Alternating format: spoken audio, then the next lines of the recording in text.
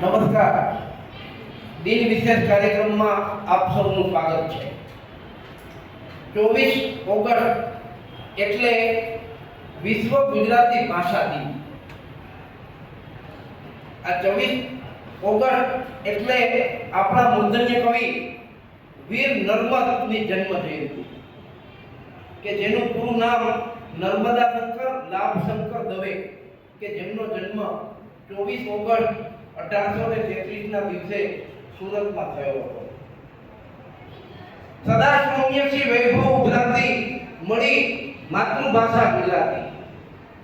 આ કાવ્ય પ્રવૃત્તિ ગુજરાતી ભાષાનું વૈભવ દર્શાવે છે.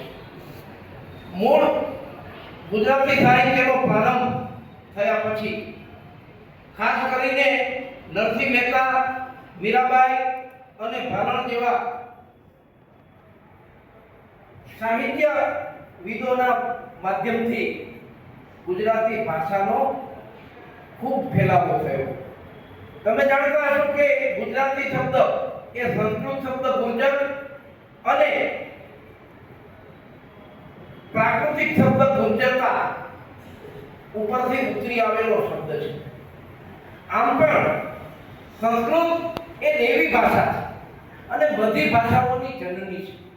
એટલે સંસ્કૃત ભાષાના ગુર્જર શબ્દ પરથી ઉતરી આવેલો શબ્દ કે ભાષા એટલે ગુજરાતી ભાષા. આપણે સૌ જાણીએ છીએ કે જ્યાં જ્યાં વસે ગુજરાતી ત્યાં ત્યાં સદાકાળ ગુજરાતી.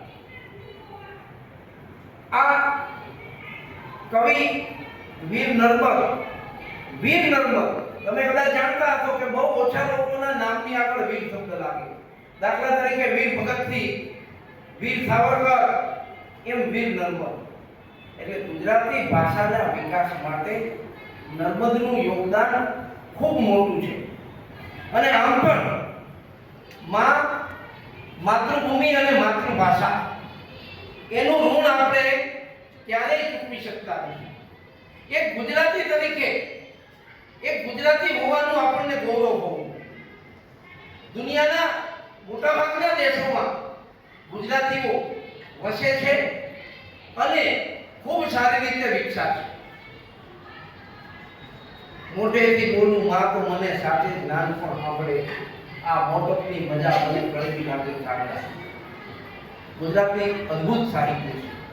અને આમ પણ જ્યારે પણ કંઈ મુશ્કેલીમાં મુકાઈ કે ઓચિંતી કંઈ આપણને આફત આવે ત્યારે જે ઉદ્ગાર નીકળે એ આપણી માતૃભાષામાં નીકળે. ઓ માં, ત્યાં મમ્મી શબ્દ નથી.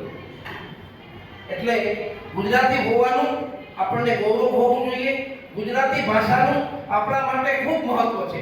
ભાષા બધી જાણવી, શીખવી, બીજી ભાષાઓનો અનાદર નથી, પણ ગુજરાતી એ આપણી માતૃભાષા છે, એ આપણી માં છે.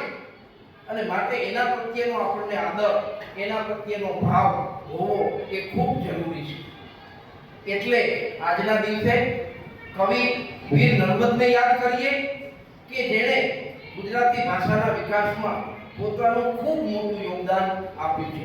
એટલે આજના દિવસે માતૃભાષા અને એમાંય ખાસ કરીને વિશ્વ ગુજરાતી ભાષા દિવસની ઉજવણી કરીએ છીએ ત્યારે આપણે સૌ સંકલ્પ કરીશું કે બધી જ ભાષા જાણીશું, પણ આપણો રોજબરોજનો વ્યવહાર એ ગુજરાતીમાં હોય.